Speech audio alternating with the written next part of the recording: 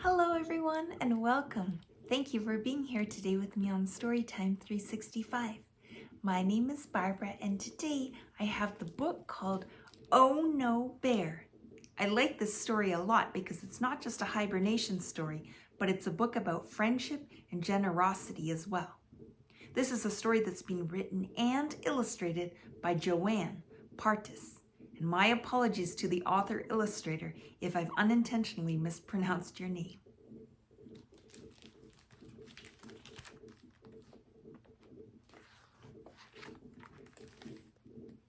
Hello, Bear.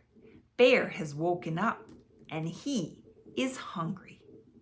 I have an important thing to do today, Bear says to himself. Now, what is it? A wonderful smell is wafting through the forest. It is very distracting. Sniff, sniff. Bear has an amazing nose. It is very good at following delicious smells.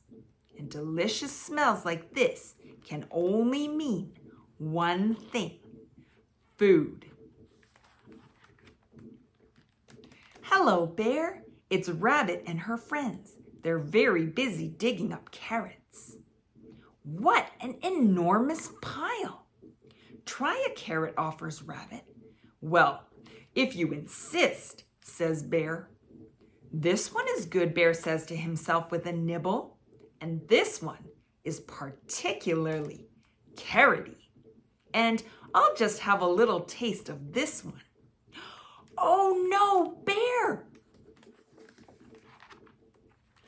Oh dear, the wheelbarrow of carrots seems to be empty. Where are our carrots? Asks Rabbit. We spent all day picking them. I'm sorry, mumbles Bear. I only meant to have a few.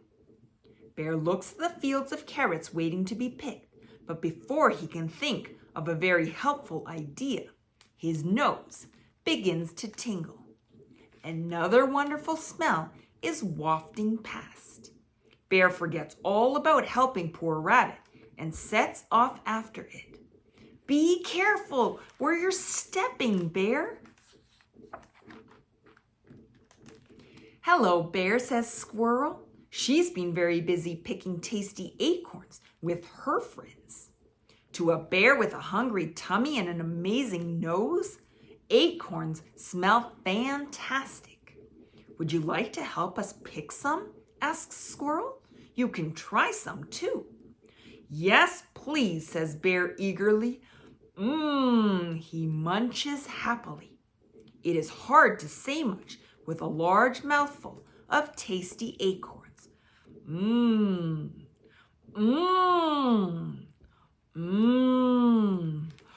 Oh no, Bear!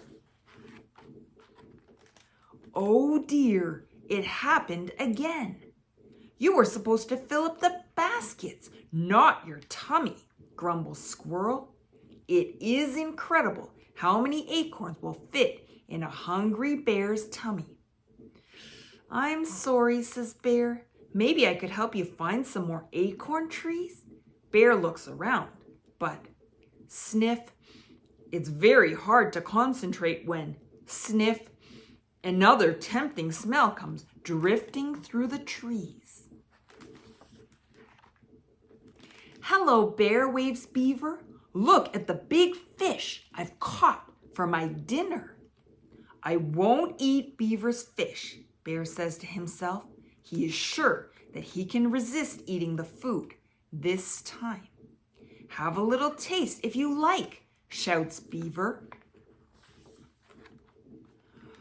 Oh dear, Bear has accidentally eaten Beaver's fish. That was supposed to be my dinner, moans Beaver. I was trying so hard not to eat it, says Bear sadly. I wonder if there are more fish in the river. Bear jumps in. Nope, he sputters. None in here. Bear can't find any fish at all. Where have they gone?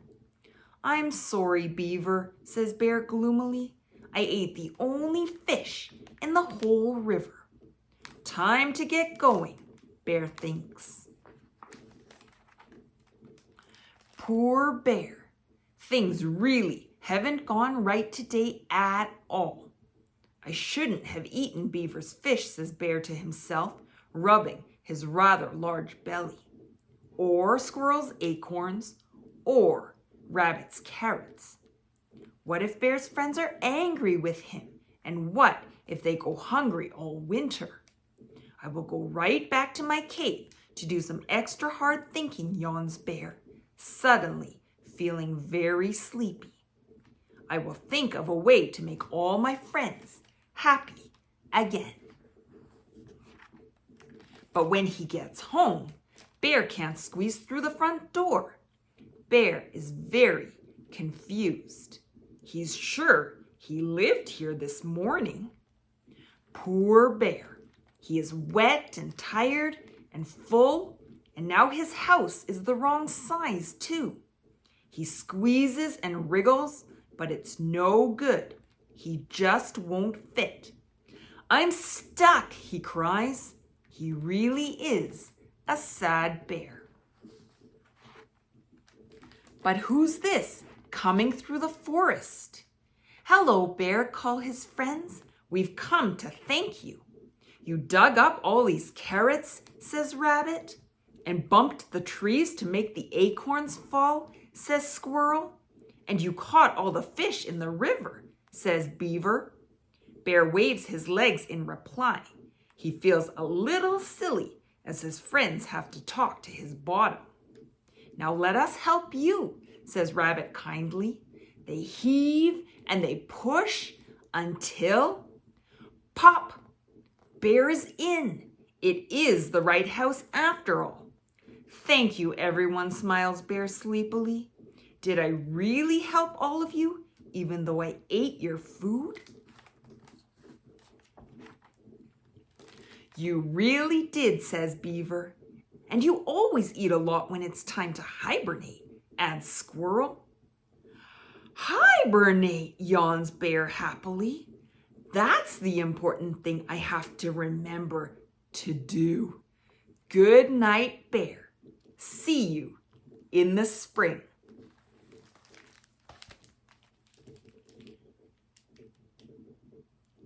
Thank you for joining me for today's story. If you enjoyed it and would like a copy, please see below in the description for the link.